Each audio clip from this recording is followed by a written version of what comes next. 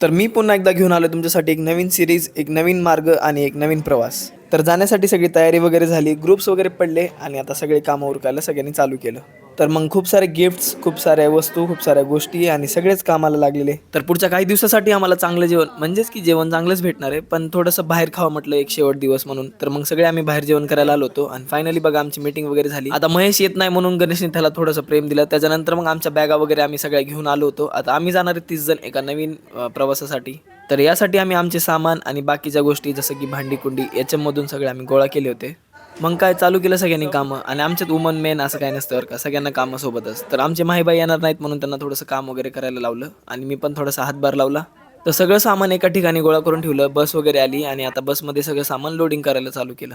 बाकीचे सगळे कामं करतच होते. तर मी आपल्या साईडला बसलो, म्हणजे काम करून बसलो होतो, थकलो होतो थोडं. तर मग आम्हाला सोबत झाडे पण न्यायची होती. तर हा आमचा प्रवास म्हणजे NSS कॅम्प. आता 7 दिवस आम्ही एका कॅम्पसाठी चाललेलो होतो वागेश्वर गावात. मग त्याच्यासाठी सगळी तयारी वगैरे केली आणि आमचं फायनली नारळ फोडून आमची ट्रॅव्हलिंग चालू झाली. आता हा कॅम्प 7 दिवस चाललेला आहे वागेश्वर गावात. मग त्याच्यासाठी 3rd इयर आणि 4th इयरचे स्टुडंट आम्ही जाणार होतो सोबत. आता 3rd इयरसाठी हा कॅम्प नवीन आहे, कारण 4th इयरवाले आम्ही मागच्या वेळेस गेलो होतो, त्याच्यामुळे आम्हाला थोडा एक्सपिरियन्स होता. मग काय आमचा प्रवास चालू झाला. बसमध्ये सगळे बसले, कालवा वगैरे. आता आम्ही 2 बस केल्या होत्या. आम्ही एका बसमध्ये होतो आणि दुसऱ्या बसमध्ये सामान वगैरे होतं. मग काय इकडला पूल वगैरे क्रॉस करून आम्ही डायरेक्ट निघालोय पवना लेकच्या साईडला. आता आम्ही जिथं चाललोय तिथलं मंदिर खूप फेमस आहे बरं का, कारण तिथं काही तुम्ही मागितलेल्या ज्या इच्छा असतात तुमच्या सगळ्या पूर्ण होतात.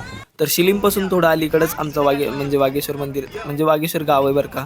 तर फायनली आम्ही गावामध्ये पोहोचलो होतो बरं का. मग इथं आल्यावर सगळं आम्ही सामान वगैरे काढायला चालू केलं. त्याच्यानंतर मग आजीशी डिस्कस केलं. आता आम्हाला इथं सरपंचांचं घर भेटलं होतं राहण्यासाठी आणि ही आमच्यासाठी खूप मोठी गोष्ट होती. त्याच्यानंतर घराचे मालक सूर्यकांत दादा आले. मग त्याच्यानंतर आम्ही सगळं बसून वगैरे घेतलं आणि डिस्कशन वगैरे चालू केलं. तेवढ्यातच सगळ्या आजी वगैरे गोळा झाल्या होत्या. मग आमची मीटिंग वगैरे झाली. आम्ही काय काय करणार आहोत सगळं आम्ही इथं म्हणजे डिस्कस केलं. त्याच्यानंतर सगळ्यांचे आम्ही आभार वगैरे मानले आणि इथले लोक आम्हाला म्हणजे सुरुवातीपासूनच एवढे छान वाटले ना. आता थोडं मिसळायला टाईम लागेल बरं का आम्हाला. त्याच्यानंतर मग आम्ही गावात एक रॅली काढली छोटीशी, कारण आम्हाला सांगायचं होतं आम्ही इथे आलेलो आहेत म्हणून. मग रॅलीनंतर सरांनी काही इन्स्ट्रक्शन वगैरे दिले, इथल्या मंदिराची थोडी खासियत वगैरे सांगितली आणि त्याच्यानंतर मग आमचं फायनली सगळं लोडिंग चालू झालं, सामान ठेवणं वगैरे. तर घराच्या मागचा शेड आम्हाला जेवण बनवण्यासाठी दिला होता. मग पुरी लागल्या कामाला जेवण म्हणजे झाडून वगैरे चालू केलं त्यांनी, सगळ्या भाज्या वगैरे काटून घेतल्या आणि त्याच्यानंतर पाणी प्यायला काढायला बघा सगळे म्हणजे कामं एवढी खतरनाक होतात का नाही सगळे सोबत असल्यास. आता पहिला दिवस होता लय हेक्टिक जाऊ नये म्हणून आम्ही खिचडीलाच प्राधान्य दिलं. त्याच्यानंतर आमचे शेफ वैभव सरांनी चांगलं जेवण वगैरे बनवायला चालू केलं. त्याच्यानंतर मग आम्ही इथं बसून या